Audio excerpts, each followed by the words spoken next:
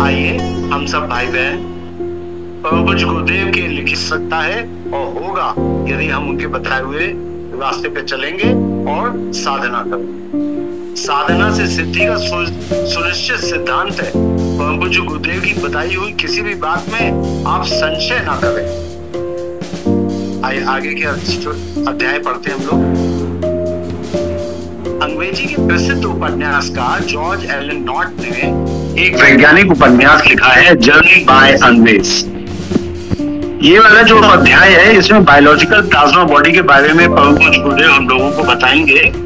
और ये जो बायोलॉजिकल प्लाज्मा बॉडी है ये बायो इलेक्ट्रिसिटी है और इसके विषय में हम लोग कई बार चर्चा कर चुके हैं।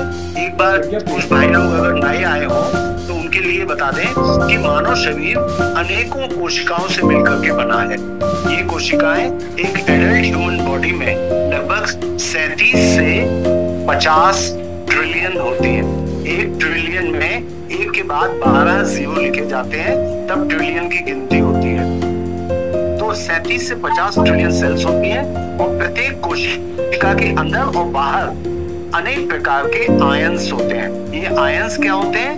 जिन परमाणुओं में इलेक्ट्रॉन की अधिकता होती है प्रोटॉन के मुकाबले, वो निगेटिवली चार्ज हो जाते हैं और जिनमें इलेक्ट्रॉन की कमी होती है प्रोटॉन के मुकाबले, वो पॉजिटिवली चार्ज हो जाते हैं। क्योंकि नाभिक में प्रोटॉन होता है जो पॉजिटिवली चार्ज है। सामान्यतः होता क्या है, एक परमाणु में नाभिक है, नाभिक के अंदर प्रोटॉन पॉजिटिवली चार्ज्ड पार्टिकल और उसके साथ में न्यूट्रॉन, वो न्यूट्रल होता है और बाहर कक्षा में चक्कर लगाते रहते हैं। जैसे सूर्य के चारों ओर ग्रह चक्कर लगाते रहते हैं, उसी तरह से नाभिक के चारों ओर इलेक्ट्रॉन चक्कर लगाते रहते हैं। इलेक्ट्रॉन निगेटिवली चार्ज होता है। सामान्यतः प्रोटॉन जितने होते हैं उतने ही नाभिक के बाहर इलेक्ट्रॉन होते हैं। तो पॉजिटिव और निगेटिव चार्ज इक्वल होते हैं, यानी प्रत्येक परमाणु न्यूट्रली चार्ज्ड है। ना उसमें प्रोटॉन की अधिकता है ना इलेक्ट्रॉन की।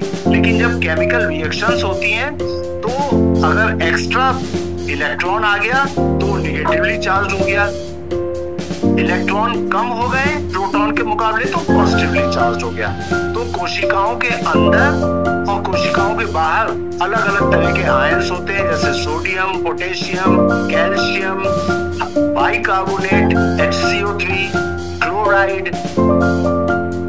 इस तरह के आयंस के ऊपर पॉजिटिव या निगेटिव चार्ज होते हैं। तो जहां पर मान लीजिए कोशिका के अंदर निगेटिवली चार्ज आयंस ज्यादा है तो इनसाइड इज निगेटिव और अंदर और बाहर में -70 मिलीवोल्ट का पोटेंशियल डिफरेंस है।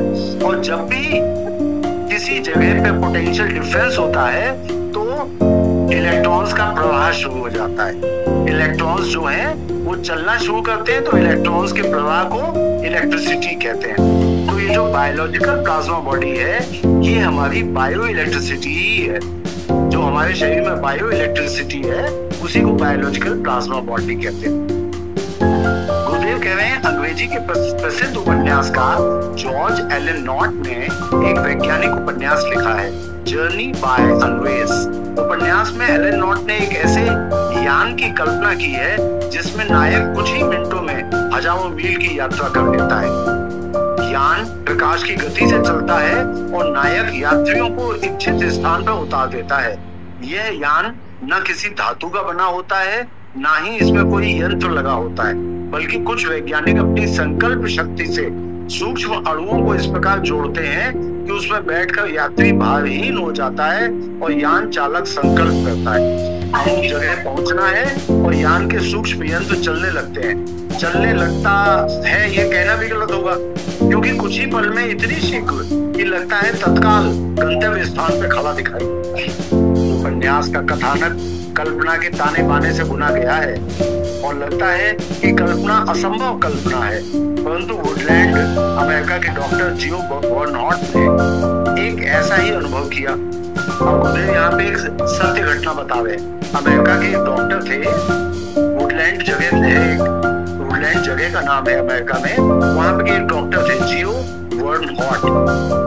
बर्नहार्ट ने एक ऐसा ही अनुभव किया जिसमें वे इच्छा मात्र से तुरंत अपने गंतव्य स्थान पर पहुंच गए।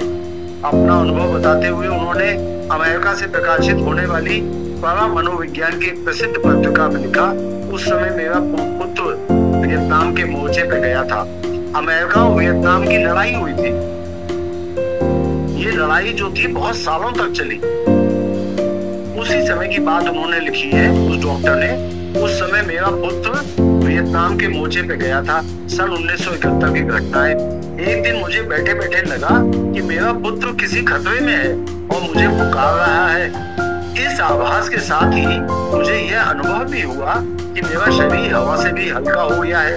मतलब पिता जो था उसका प्रेम अपने पुत्र से इतना अधिक था कि उसके शरीर का जो सूक्ष्म पार्ट था, सूक्ष्म शरीर जो था, बायोलॉजिकल प्लाज्मा बॉडी, वो तुरंत दौड़ करके पुत्र की मदद करने के लिए चल पड़ी। एक दिन मुझे बैठे बैठे लगा कि मेरा पुत्र किसी खतरे में है और मुझे पुकार रहा है। इस आभास के साथ ही मुझे यह अनुभव भी हुआ कि मेरा शरीर हवा से भी हल्का हो गया है और मैं तुरंत वुडलैंड से हजारों मील दूर उस अनजान स्थान पर पहुंच गया हूँ जहाँ मेरा लड़का लड़ाई के लिए तैनात है। वहां जाकर मैंने देखा चारों ओर आग लगी हुई है। जॉन एक तंबू में फंसा हुआ है। उनके बेटे का नाम था जॉन। जॉन एक तंबू में फंसा हुआ है। उसके ऊपर लोहे का एक बहुत वजनी, बहुत ज्यादा वजन वाला ट्रंक, मतलब लोहे का बक्सा उसके ऊपर गिर पड़ा है, जिसके नीचे वो दबा हुआ है। मैंने तुरंत उस ट्रंक को जॉन के ऊपर से हटाया और तंबू के बाहर ले जाकर उसे खड़ा कर दिया। अब यहाँ पे आप देखिए सूक्ष्म शरीर की शक्ति। हजारों मील दूर वियतनाम पहुंच गए वो डॉक्टर साहब, और जो काम उनका बेटा नहीं कर पाया, उनका बेटा फौजी था और उस ट्रंक के नीचे दबा हुआ था, लेकिन जो काम उनका बेटा अपने आप नहीं निकल पाया, लेकिन उन्होंने उस ट्रंक को उठाया और बेटे को तंबू से बाहर ले जाकर के खड़ा कर दिया। उसके बाद मेरा अपना शरीर पूर्ववत हो गया, मतलब उनका जो शरीर हल्का हो गया था और उड़ करके वो हजारों मील दूर वियतनाम पहुंच गए थे, तो उनका शरीर अपने जैसा हो गया। मतलब उनकी चेतना जो थी अब वापस स्थूल शरीर में आ गई। आंखें खोली तो प्रतीत हुआ जैसे तंद्रा टूट गई हो। तंद्रा मतलब गहरी नींद। आंखें खुली तो प्रतीत हुआ जैसे तंद्रा टूट गई हो। पास ही मेरी पत्नी बैठी मेरी नब्ज टटोल रही थी। मैंने पूछा क्या हुआ, तो वह बोली मुझे ऐसा लगा जैसे आप एबनॉर्मल हैं, मतलब आप एबनॉर्मल हो गए। मैंने उसे अपना अनुभव सुनाया तो वो बोली आपने कोई बुरा स्वप्न देखा होगा, तो स्वप्न देखा होगा। तो मुझे न जाने क्यों अपनी पत्नी की बात पे विश्वास नहीं हो रहा था।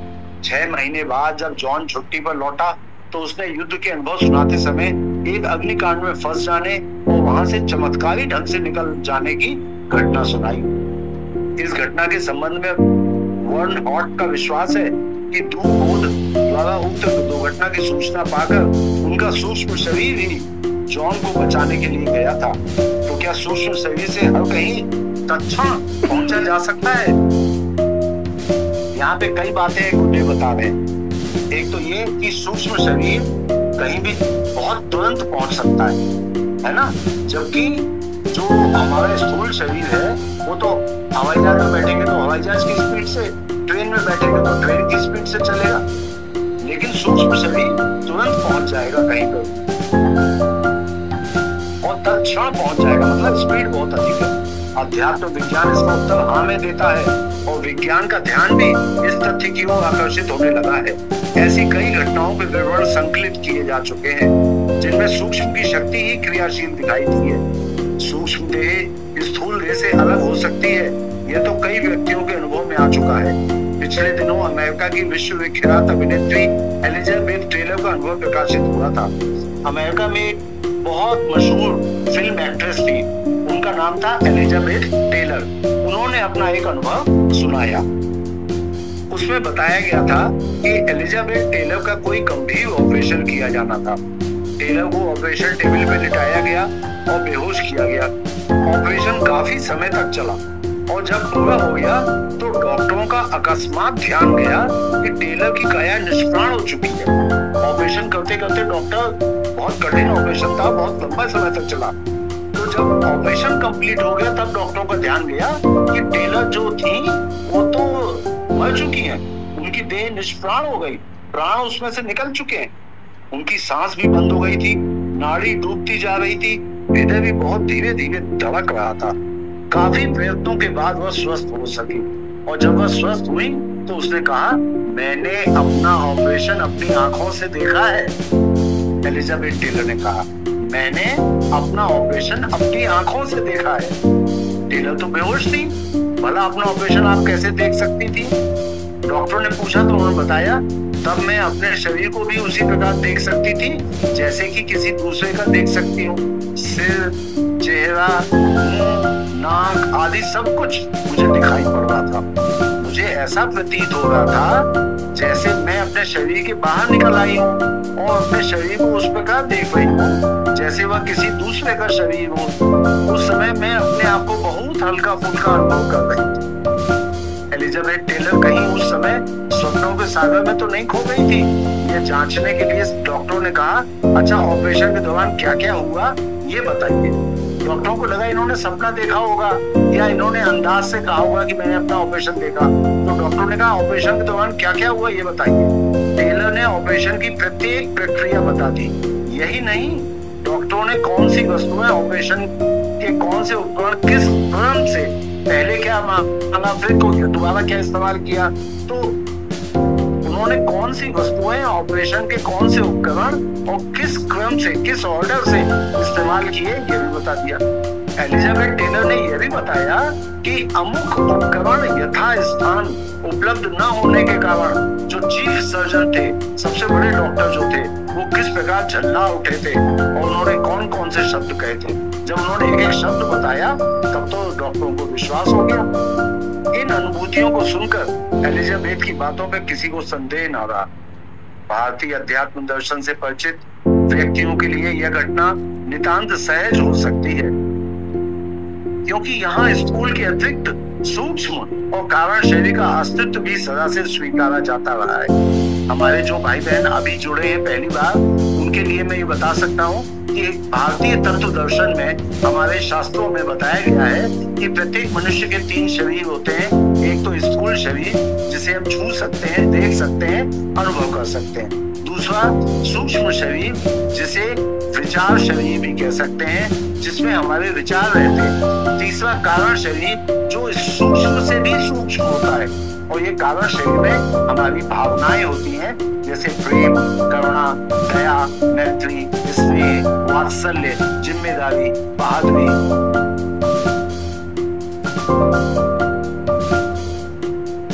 क्योंकि भारतीय अध्यात्म में स्थूल के अतिरिक्त सूक्ष्म और कारण शरीर का अस्तित्व भी सदा से स्वीकारा जाता रहा है, परंतु पश्चिम के लिए यह घटना चौंका देने वाली हो सकती है। ऐसी बात नहीं है कि पश्चिम में शरीर से परे आत्मा के अस्तित्व को कभी स्वीकारा ही नहीं गया हो।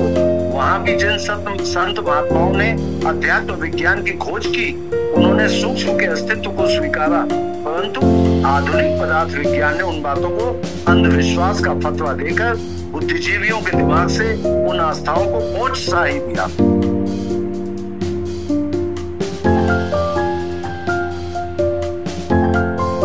इसके बावजूद भी इस तरह की घटनाएं घटती रही हैं, जिनके कारण पदार्थ विज्ञानियों को यह सोचने के लिए विवश होना पड़ा कि मनुष्य की चेतना स्थूल शरीर से बंधी हुई नहीं है, वह इच्छानुसार कहीं भी आ जा सकती है।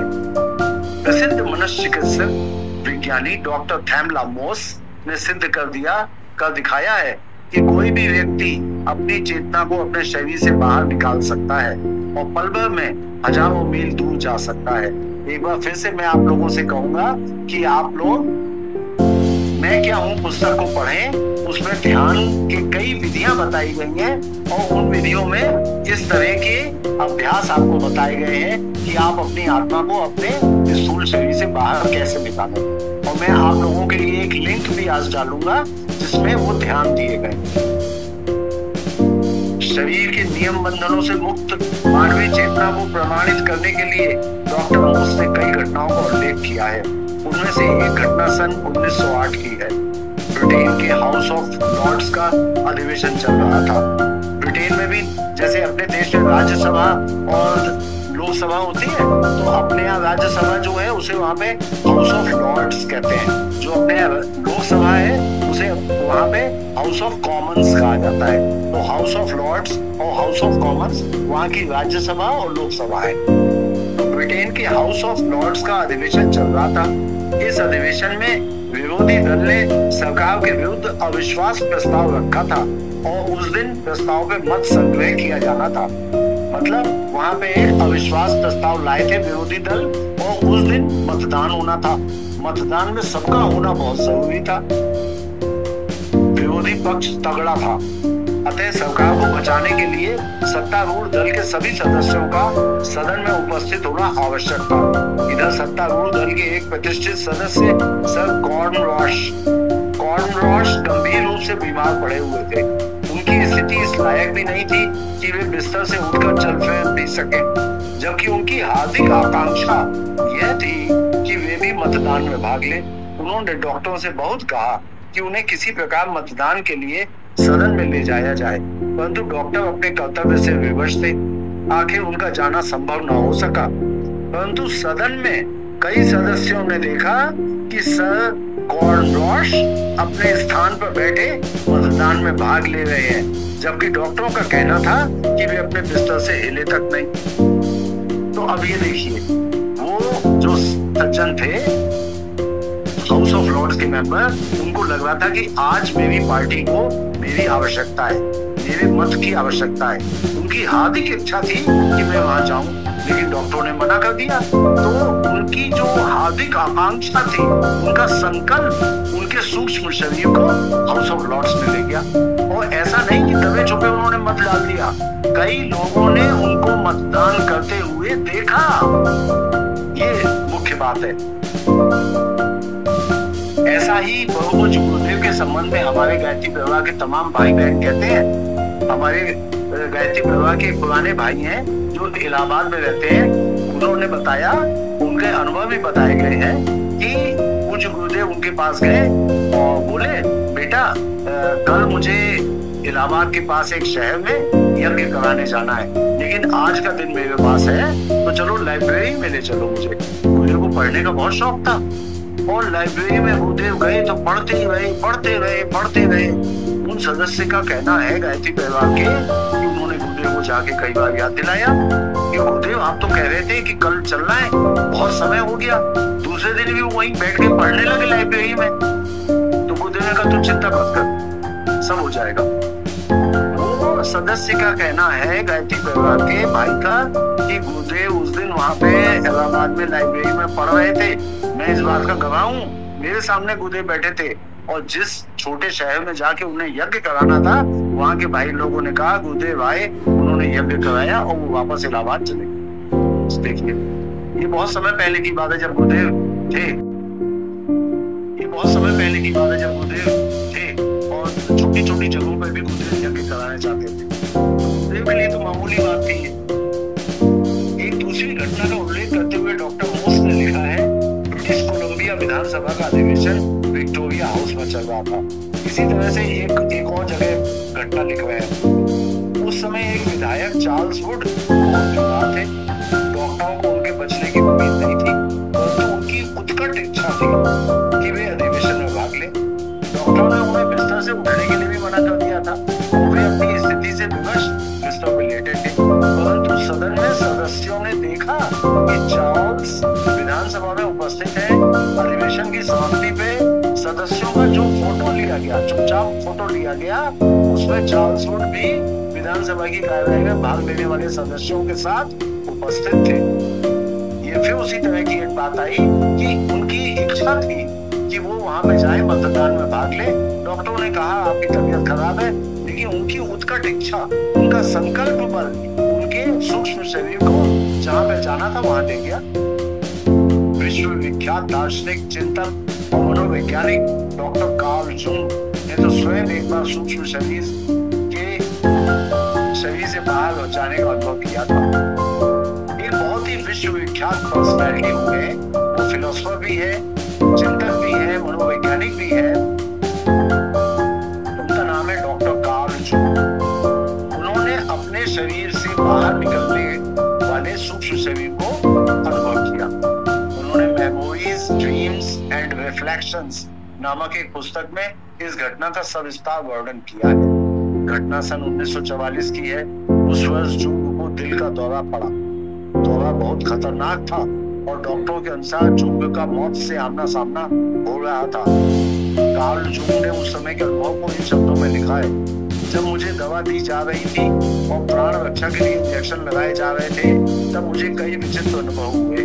कहना मुश्किल है मैं उस समय अचेत था अथवा स्वप्न देख रहा था, पर मुझे यह स्पष्ट अनुभव हो रहा था कि मैं अंतरिक्ष में लटका हुआ हूँ और धुनी हुई रूई के गोलों की तरह हल्का फुल्का, अर्थात वो अपने सूक्ष्म शरीर को महसूस कर पा रहे थे, अपने शरीर से बाहर निकला।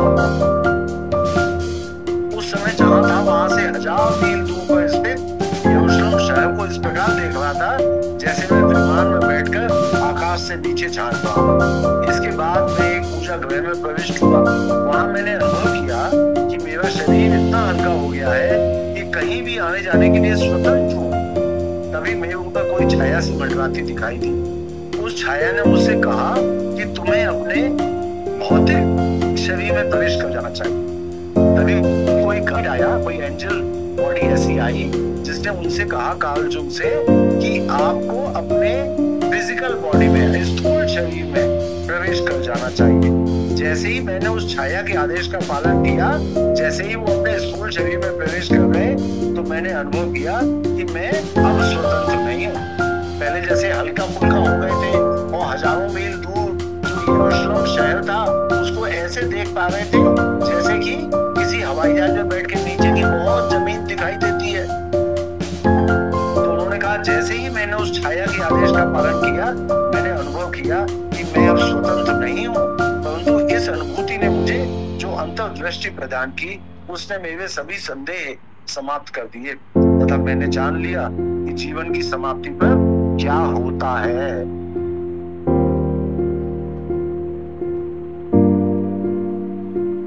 भौतिक विज्ञान पदार्थ का विश्लेषण करते करते इस बिंदु तक तो पहुंच ही गया है कि जिन्हें हम पदार्थ कहते हैं वह वस्तुतः कोई स्वतंत्र इकाई नहीं है, बल्कि किसी भी पदार्थ का छोटे से छोटा कण भी असंख्य सूक्ष्माति सूक्ष्म कणों का संगठन है।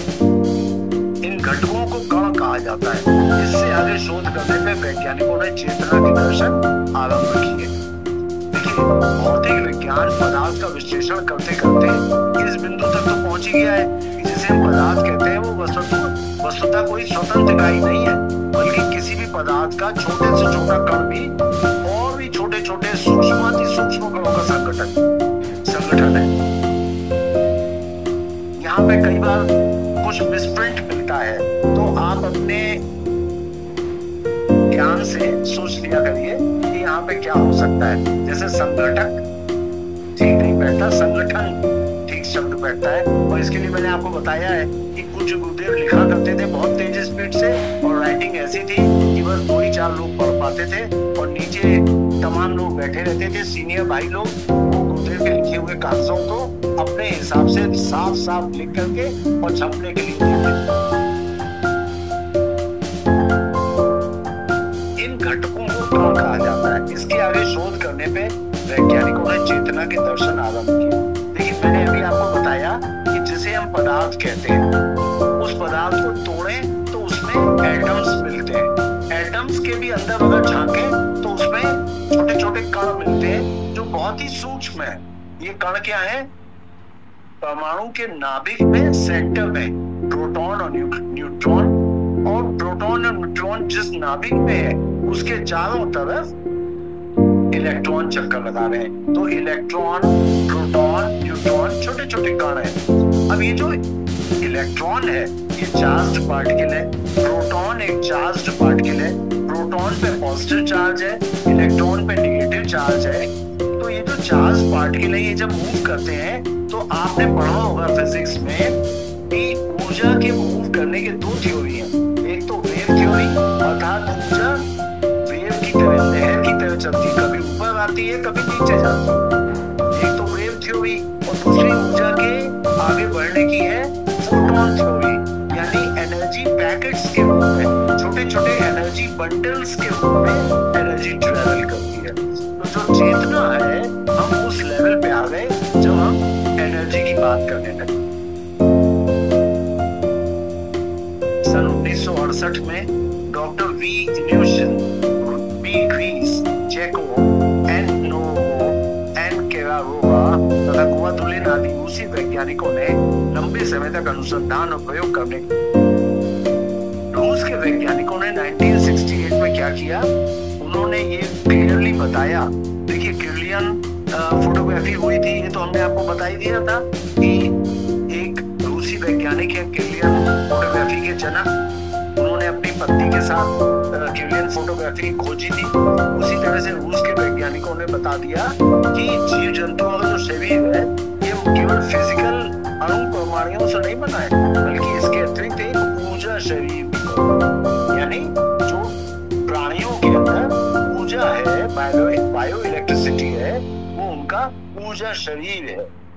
वैज्ञानिकों ने इस शरीर को द बायोलॉजिकल प्लाज्मा बॉडी नाम दिया है। इस शरीर के संबंध में ये बताया गया है कि यह केवल उत्तेजित विद्युत अणुओं से बने प्रारंभिक जीवाणुओं के समूह का योगफल नहीं है, बल्कि एक व्यवस्थित तथा स्वचालित घटक है जो अपना स्वयं का चुंबकीय क्षेत्र में स्थित करता है। तो गुरुदेव कह रहे हैं कि वैज्ञानिकों ने जो ऊर्जा शरीर को द बायोलॉजिकल प्लाज्मा बॉडी नाम दिया है, उसके संदर्भ में ये बताया है कि ये केवल चार्ज्ड इलेक्ट्रिक पार्टिकल से ही नहीं बना है, लेकिन ये बॉडी नाम दिया है, उसके संदर्भ में ये बताया है कि ये केवल चार्ज्ड इलेक्ट्रिक पार्टिकल से ही नहीं बना है, लेकिन ये एक व्यवस्थित और स्वचालित घटक है। व्यवस्थित है और स्वचालित है।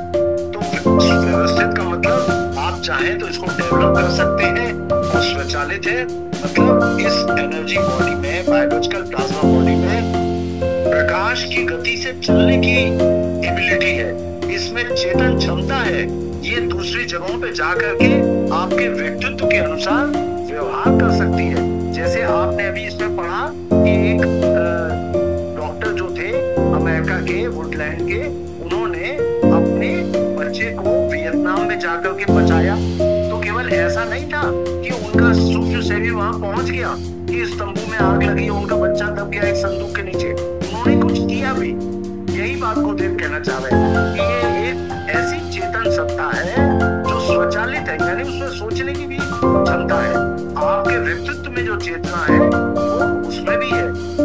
यानी अगर आप अपना एक क्लोन डेवलप करेंगे तो बस ऐसा नहीं है कि वो आप कहीं पे शक्ल दिखाए आए। जैसे जैसे आपके अंदर पावर आती जाएगी तो आपका क्लोन काम भी करेगा।